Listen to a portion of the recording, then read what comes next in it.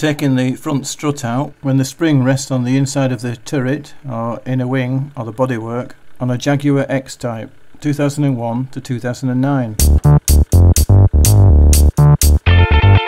When I turn the front wheel from lock to lock, you can clearly hear a clicking sound.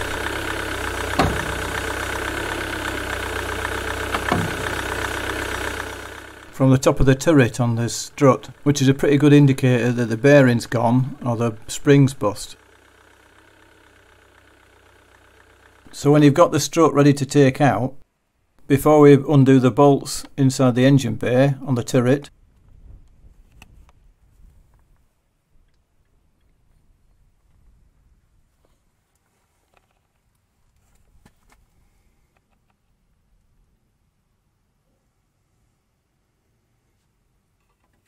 here's the broken part of the spring from the top.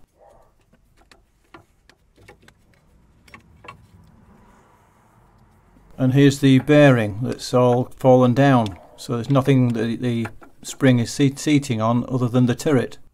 If I zoom in, I can just about see it. So the spring's still under compression. So what do? Do you just undo the bolts and let the hub spring downwards, possibly causing some damage, least of all yourself? Do I grind the spring with the angle grinder? No, you don't want to do any of those. We need to make the spring safe to take it out. So there's not much room up inside the turret, so I've had to modify my spring compressors to get them in. I've welded some bolts on the bottom so I can put the spring compressors the wrong way around inside the turret, which should be just enough to grab enough coils to compress it to then take it out. So that's what I'm going to do. Hopefully this will work. So here they are in situ. Just managed to get 3 coils on. Hopefully it'll be enough to ease the tension on the spring. Wind them down evenly as you're going along, and eventually this strut should become loose and rotate a little bit.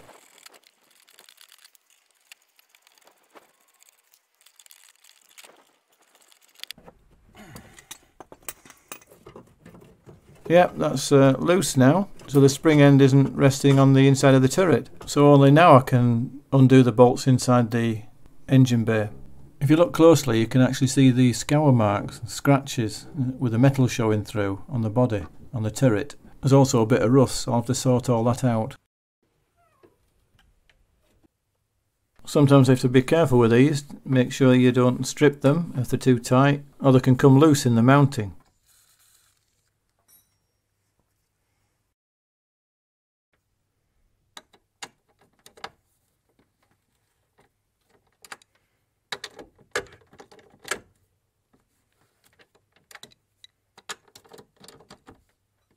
So these have undone okay.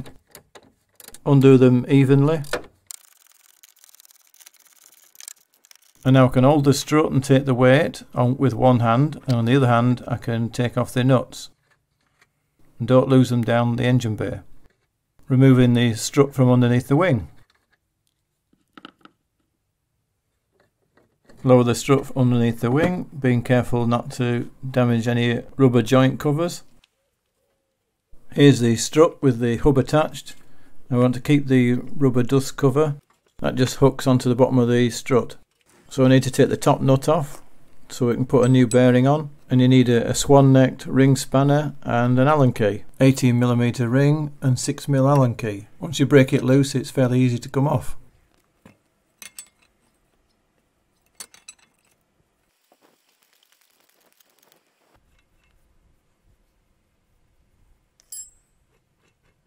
Slide off the parts, keeping everything in order.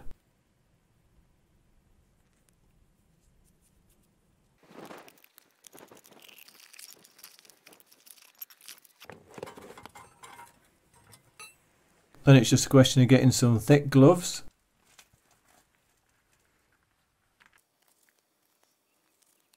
Some protective eyewear. And some stout boots, which I haven't got. Be careful when you're undoing the spring, make sure you do it evenly. Anytime you're in doubt, you can measure each side of the threads so you can keep them balanced and even. If they fly off, they can do some serious damage. So make sure you do this outside, away from everything and everybody. Never underestimate the power of the spring. At least that's what my Uncle Bob says.